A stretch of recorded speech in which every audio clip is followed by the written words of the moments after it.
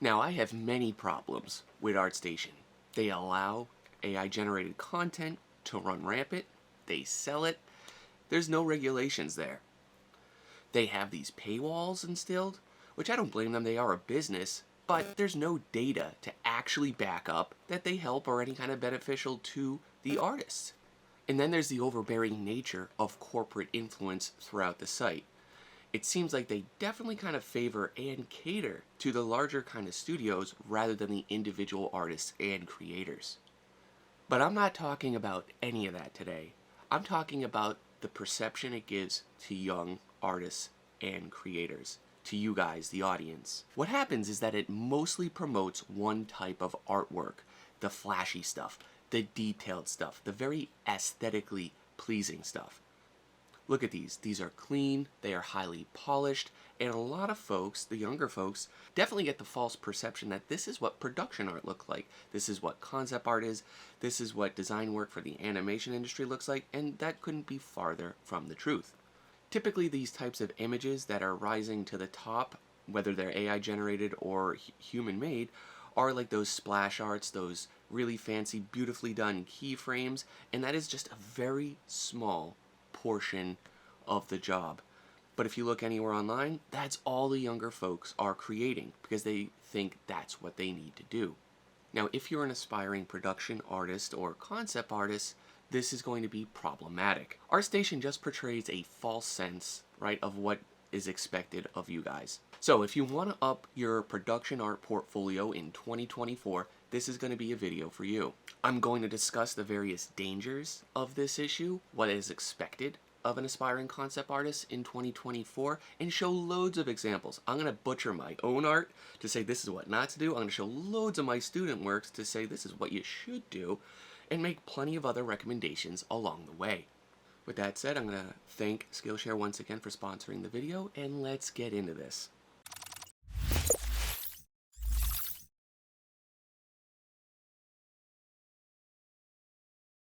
Now, if you aren't aware, Artstation is an industry-leading portfolio platform site that I think was established somewhere in 2011 and 12 after CG Hub got bought out and crashed. Everything today, of course, will be from my personal experience working for both games and a freelance illustration business that I've done for over a decade. So what is the core danger of this today? Artstation projects, right, this idealized version of a lot of creative jobs, right? The fact that they don't regulate AI does not help with this, right? So there is a huge common, misconception out there. The day-to-day work that you would be doing as a production designer is a lot closer to my student Kane's work here, right? Where you're breaking down layouts, carefully crafting the placement and position of every certain object in the scene. It might be doing a cutaway design. It might be doing a breakdown of a cutaway interior showing all facets of how something is built and constructed, how pieces essentially kind of fit together. And of course doing breakdowns of all the various props inside that. Production work is essentially about problem solving. And that's the real big tip here, is to essentially not waste your time as much for what is not going to get you hired. You have to really show a passion and obsession with every kind of project you tackle if you want to make it on display for your portfolio in 2024. Like, for example, this is one the studio did in like 2022. We had to design bomb mechanisms for like these attack blimps and stuff. And it really was just about getting in there and getting obsessive with the reference, using every tool, we had available to us, and really provide the client a variety of options, which is ironically Epic Games, which owns Artstation. Yeah, here we are. But yeah, good production art nonetheless. Again, I mentioned this in the last video, being too formulaic with your tools, over-relying on photos or 3D as a crutch is highly problematic in itself when producing this work, though I am still an advocate, use whatever tool you have to at the end of the day to get the job done, but make sure you're versatile enough that you can draw, you can paint, you can kind of sculpt, and balance out how much you're practicing that on a daily basis. Now let's send myself to the island of portfolio shame here with a bunch of my work. This is kind of what you want to avoid if you want a concept art portfolio.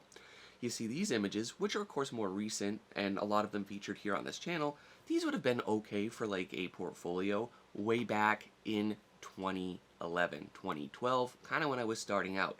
it was a lot more acceptable and competitive just to have work like this. But nowadays, with the creative landscape the way it is, it's not going to be enough. And this came up in a previous video. They're like, Tyler, you're doing the kind of art that Fangzhu, that everyone else says not to do. That's because I'm old. I've been doing this for ages.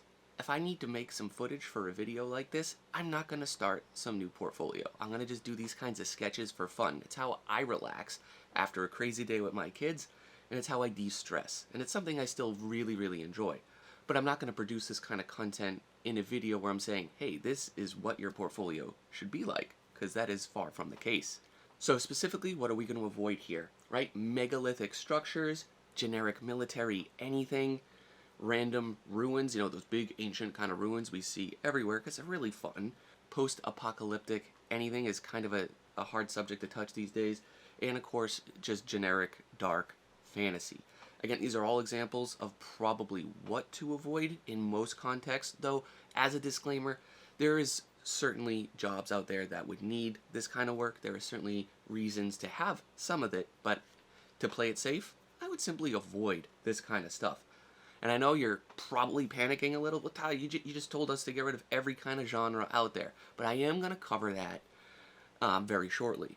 Artstation and much of the other flashy art sites online does not always portray an accurate picture for what the industry needs, for what you need to do to improve. And one of the best ways to improve is to learn from a seasoned professional. And thanks to Skillshare for sponsoring this video, I can show you how to do that. My fellow artist and YouTuber, Hardy Fowler, has an awesome course I recently checked out over on Skillshare. He has everything from painting landscapes to designing high-end ideas to painting the figure. I find they're absolutely perfect if you're looking to take your skills to the next level. In addition, Skillshare is the largest online learning community, offering a vast array of professional courses taught by real working artists. Whether you're a beginner or a more seasoned professional like me, there's always something to learn there. Skillshare's platform provides learning pathways to help you grow in various artistic and creative disciplines. And it's specifically through Skillshare that I was able to pick up a few tricks from my guy Hardy. These are project-based classes and ensure that by the end of Hardy's digital landscape painting or any of his other courses, you'll have a solid portfolio piece. You'll be guided through all the pitfalls in precise detail for exactly what you can do. And of course, the best part is you can try Skillshare today for free. They're offering a special deal for the first 500 people to click the link below in the description for that 1 month free trial. In 30 days, you can make significant progress without any risk. Definitely go check out Hardy Fowler and potentially explore some of the other creative classes over on Skillshare. Thank you again, Skillshare, for sponsoring this video. See, random sci-fi ruins. Sparth made these super popular, like 15 years ago. They're always fun, but they don't show I can solve any kind of design problems. There's certainly no narrative there. It's not a deconstruction of anything. This would be like a blue sky painting that you might whip up a few of at the beginning of a project, and only at the beginning of the project, if you're just trying to generate the look and feel of the world, but has a very small portion of what's required. And then of course you have stuff like this, right?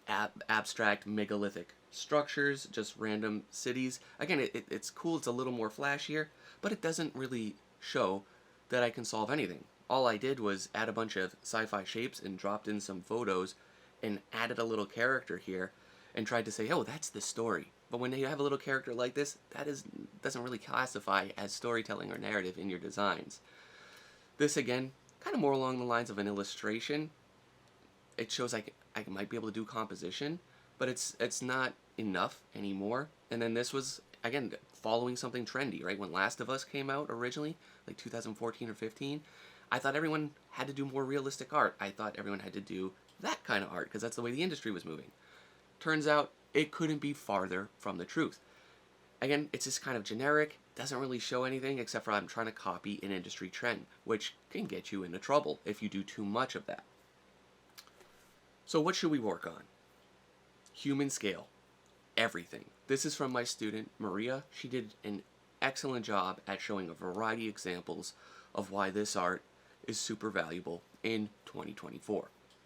All right, we have breakdowns referencing real-life cultures, history, we're showing here. We can look and analyze critically at reference and put our own artistic spin on the subject matter, that we can iterate and break things down. This shows that we can tap into modern and sci-fi, but do it in a thoughtful and methodical way that shows your understanding of something, that there's a reason to have everything where it is. That's problem solving. That works better. And of course, designing modular assets for any kind of project, whether they are buildings, pieces of architecture, whether they are props, whether they are floor tile sets, pieces of corners, anything kind of goes with that. And just using the most minimal tools to do that is actually very valued nowadays. These don't have to look uber rendered and highly detailed in 3D. Just show that you can use the bare minimum and get a lot done. Communication is everything here. Of course, if you are going to have lighting and full color kind of imagery in your images, make sure that the lighting conveys very specific emotions and is used from specific angles. This is going to help bring forth that human experience with a feeling. So these are all just before and afters, just from some student works, but you can see like how the lighting in the bottom row is certainly a lot more deliberate and carefully laid out as the students took their journey and progressed. There's always more than one way, of course, to show a problem, so you always have to ask yourself, what is the best way for my particular image, since it's a very subjective thing at the end of the day. Now, like my other student here, Tony Lee, he has a shining example of what to include in a typical portfolio. You want to have designs that feature parts that interact with humans in a logical way. Multiple pieces of interaction at that human scale. This may or may not include very specific gameplay features, which is also essential. So you can kind of see here, if he's breaking down one of his ideas, he's showing what everyday life in this world, in this setting, could potentially be, right? So showing how the pieces are built, how they're kind of put together. You know, hey, they use bucket systems. Hey, they're going to use some wind power. They also have irrigation systems to channel water over and through the various buildings and houses. He's trying to think of every facet of this life and bring it forth. He's showing how things are getting watered, where they kind of grow, how they catch and gather their resources. All pretty essential. So see, it goes beyond like the more surface level flashier images. This down here is what Artstation is probably going to propel to the top of a page more often than not, and it will make for a very good thumbnail for the project, of course. I'm not saying that. But you want to go deeper. Just don't have that. That's the big disclaimer here. Go get obsessed with your ideas and bring forth right that human experience. So if it's not already obvious, take your big ideas, small and the large grand stuff, and just break them down. That's what's really essential here. This is work from my former student Anna. She was always an illustrator by trade, but that's what we worked on during our sessions, and we broke down her core idea. We designed a very specific design language for her project, and then she got obsessed. But she really brought her canyon-based project of this armadillo-loving society to life by just getting obsessive with every aspect of it. She did a real banger job on this. The best part is you don't need to put off something till you learn fancy softwares or have experience. Just pick up a pencil, like she did here, gather your reference and outline what your goal is, and just begin drawing. That is essential. If you can feature scenes and designs with complex systems, like a big mill here, working together in tandem, this is amazingly valuable for your portfolio. The fact that you can show consistency as well from an interior to an exterior is also a massive plus. This type of piece of work in a portfolio adds immense value to it. So of course the idea here is that in the production, 2D comes before 3D. So if you have nicely organized sheets that really break down an idea, that clearly can communicate everything you want to non-artists and to eventually the rest of the team, that's what's really looked for. So thoughtful layouts that are very clear, very clean, diagrams that pick apart and show how everything does work together, and like I said earlier, modular pieces that are going to be easy to build and repeat to design any kind of complex idea. All this stuff is essential. And really what this comes down to is if you can add storytelling into these various aspects of your designs, that's always going to be a huge plus and really work for your benefit. The simple question I like my students to ask for anything, is the what, who, where, when, why, and how. Why is this here? How did it get here? Who's it for? What's going on here? How long has it been there? Asking these kinds of questions for the most mundane things can certainly help elevate any kind of project or individual piece. This, of course, comes to clear staging, which is a combination of, the figure, how it's posed, the expression, down to the costume design, the set design, right? The props, the environment, the set, the lighting choices. Every choice matters. It is so important. And then your compositional elements, like why something looks like that, why is the lighting there, and why particularly we're using the angle that we are. So as you could see from my former student Kyle here, he had a kind of a generic little scene here with a guy hanging out of a boat. Had a couple problems, but the narrative isn't all there yet. Once he got in there and really started to push the storytelling, it started to work so much better. And with that said, simply don't rush the process. This is something I see most common with a lot of students. They like to jump into coloring or jump into making fancy kind of pictures. No, slow down. Just define what you need to do, like we were just talking about, the what, who, where, when, why, and how, and then even a few more things. Do your research, build the necessary reference boards, then get in there drawing and start building from things from macro to the micro, or you could even go from micro to macro, working from the inside out. It doesn't matter as long as you're producing work that is planned out. So my last big tip for this video is to add a sense of personality to as many things as you can. This is what's going to make you stand out to potential recruiters and studios nowadays. So this can be brought to inanimate things like your truck or vehicle designs, like Kang here. He designed a grumpy old truck. It's got a feeling built into it. It's fantastic, filled of character, and it's inanimate. Or, even just taking something very ordinary and giving it a fresh perspective, like this grumpy bishop from a gas container. Always really good. Or if you're just designing buildings, what are certain ways that can add a sense of believability and lived-in-ness with there, right? There's a little bit of personality with all of these buildings. And if we have something like this, right, the retro 80s crab diner. Oh, what an idea. I wish I thought of that. But it's really fun. It shows a little bit of history, a little bit of culture. It shows how fun and playful you can be as a creator as well, right? So there's tons of work out there that you guys can still do and really kind of tackle. Just plan out your portfolio ahead of time. It should not be a random collection of art pieces that you just happen to generate, and it's because what you have, you're going to use that. That doesn't make a good portfolio. Okay, so I don't think Artstation is the best platform for the reasons I outlined at the start, but I do feel it's still pretty important to have if you want to be a concept artist. There are still plenty of art directors, recruiters, art talent on there that are constantly scouting for new opportunities. And while you can have a free account, I think it's worth it. Should you pay?